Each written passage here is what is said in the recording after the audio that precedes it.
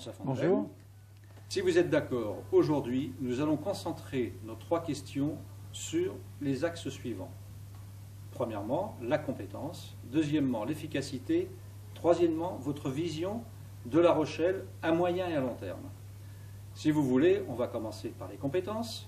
Et pour illustrer ce sujet, nous allons prendre l'exemple de ce qui vient de se passer à l'Office du tourisme et le trou constaté de 700 000 € qui a entraîné un dépôt de bilan.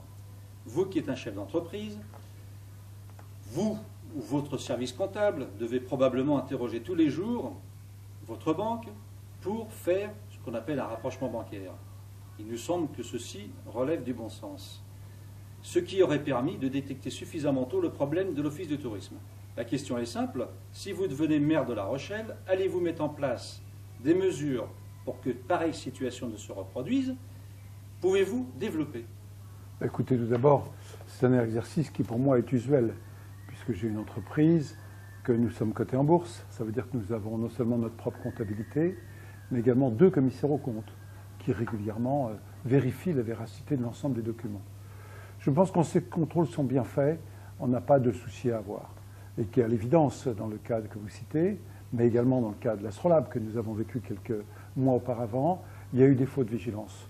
Alors je crois que pour prémunir les citoyens de ce genre de problème, je pense qu'il faut mettre en place des audits périodiques pour les plus grosses associations, les plus modestes, souvent d'ailleurs gèrent bien. Et donc là, je pense qu'un audit périodique des grandes structures avec lesquelles nous travaillons, vous avez cité l'Office du tourisme, ce n'est pas la seule, nous travaillons avec beaucoup de structures qui sont très proches de la mairie ou de la communauté d'agglomération. Nous avavons parfois des DSP, des délégations de services publics, nous confions la gestion, et c'est bien de le faire ainsi. Mais je pense que des audits réguliers permettraient de vérifier que ces structures-là n'ont pas eu des dérapages pour des raisons que j'ignore, puisque le dossier est aujourd'hui devant la justice, mais en tout cas de s'assurer qu'il n'y a pas de dérapage. Alors, s'agissant des compétences, la gestion et l'administration d'une ville comme La Rochelle n'est pas une mince affaire, bien entendu. Avez-vous toutes ces compétences pour faire face aux multiples problèmes qui ne manqueront pas de se poser? Et par ailleurs, vos colistiers sont-ils des professionnels dans les secteurs dont ils pourraient prendre la charge? Professionnel, le terme, je dirais non, parce que le rôle d'un élu, c'est d'impulser, de donner un cap, et c'est ensuite au service de la ville. Donc là, nous avons des professionnels dans l'ensemble de nos services. Ce qui est clair, c'est que le rôle du maire est de s'assurer que l'ensemble des professionnels de nos services soient les meilleures personnes dans les meilleurs postes, c'est-à-dire qu'on ait vraiment une bonne adéquation. Par contre, nous avons dans notre équipe beaucoup de gens qui ont l'expérience de la vie professionnelle. Nous avons un restaurateur, nous avons un jeune chef d'entreprise, nous avons quelqu'un qui est dans le domaine du commerce. Donc le domaine de l'économie nous est vraiment habituel. Par contre, je pense qu'il faut laisser, le rôle d'un maire, c'est aussi de donner de larges délégations. Je crois que celui qui veut s'occuper de tout et des moindres détails ne gère pas l'essentiel. Et mon état d'esprit, c'est qu'à la fois au niveau des élus, mais au niveau des services, on puisse largement déléguer pour que les gens à qui on a fixé un cap puissent aller dans la bonne direction. À nous de surveiller que la direction est bien suivie, à nous de vérifier que l'ensemble du dispositif fonctionne, mais je crois que le principe de délégation me paraît essentiel dans une vie collective. Si vous voulez bien, parlons maintenant de l'efficacité, car les compétences ne sont pas tout, comme vous le savez. Là aussi, pour illustrer notre propos, on peut parler de votre présence qu'on a pu remarquer ce week-end avec quelques membres de votre équipe sur le pont de Tadon. Vous avez déployé une banderole demandant au président de Réseau Ferré de France de réparer le pont qui présente des dangers. Si vous êtes maire de La Rochelle, aurez-vous suffisamment de poids ou saurez-vous mettre tout en œuvre pour faire aboutir votre dossier, et particulièrement lorsque ceux-ci ne dépendent pas forcément de la municipalité? Je crois qu'il faut fonctionner en 2 temps. Le premier temps, c'est le temps de la concertation. C'est de rencontrer le président de RFF, de la SNCF, de voir quelles sont les responsabilités. On me dit que c'est un problème complexe. Donc je vais m'en emparer, parce que depuis maintenant 15 ans, une forme d'alerte a été émise sur le pont. Et tout se dégrade. Et donc, premièrement, la concertation.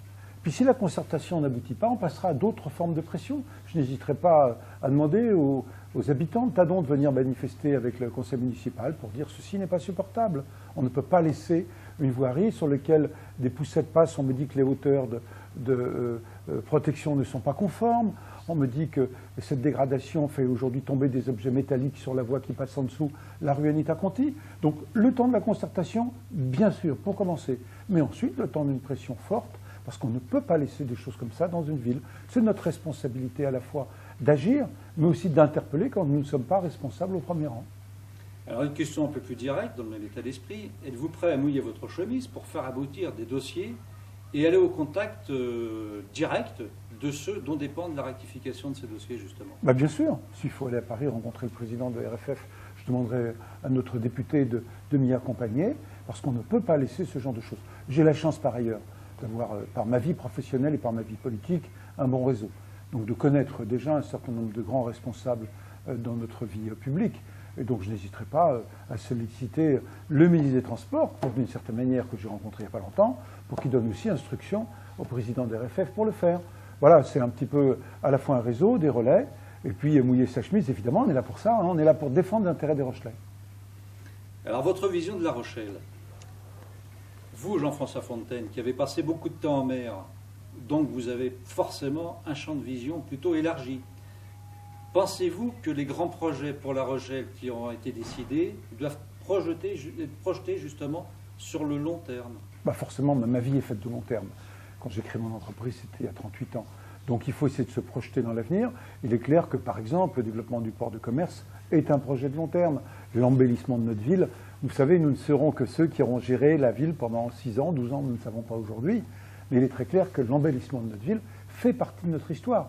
Cette ville s'est refaite. On appelle ça faire la ville sur la ville. Et donc aujourd'hui, on a un objectif d'embellissement, et pas de l'embellissement pour faire de l'embellissement. Faire de l'embellissement, d'abord, c'est la qualité de vie des citoyens, mais c'est aussi l'emploi et l'activité économique dans notre ville.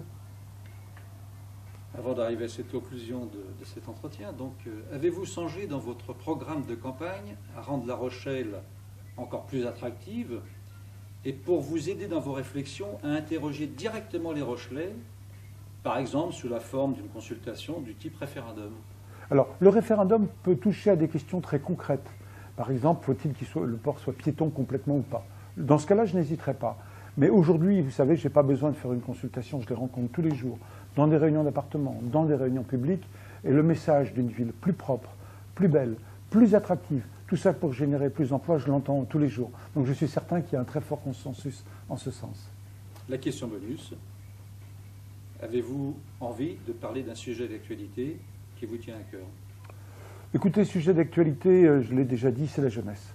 On a besoin aujourd'hui de donner un espoir. Tout le monde sait très bien que de redonner de l'activité, de l'emploi, une perspective, ça ne se fera pas en peu de temps. Mais par contre, donner un espoir à des jeunes en disant, si vous vous formez, demain vous trouverez un emploi dans notre ville. Si vous allez à l'université, demain vous trouverez une activité d'encadrement dans notre ville ou dans notre agglomération, c'est véritablement pour moi le cœur de mes préoccupations. Merci d'avoir répondu à nos questions. Merci beaucoup.